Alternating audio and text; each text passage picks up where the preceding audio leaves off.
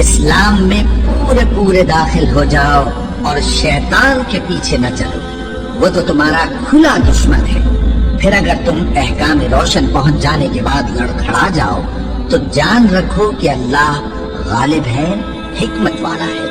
کیا یہ لوگ اسی بات کے منتظر ہیں کہ ان پر اللہ کا عذاب بادل کے سائبانوں میں نازل ہو اور فرشتے بھی اتر آئیں اور کام تمام کر دیا جائے؟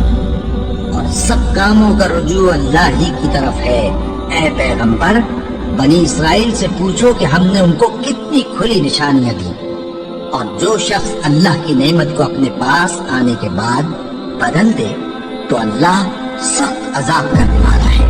اور جو کافر ہیں ان کے لیے دنیا کی زندگی خوشنما کر دی گئی ہے اور وہ مومنوں سے تمسخر کرتی ہیں، لیکن جو پرہیزگار ہیں وہ قیامت کے دن ان سے اوپر ہوں گے، اور اللہ جس کو چاہتا ہے بے حساب رزق دیتا ہے۔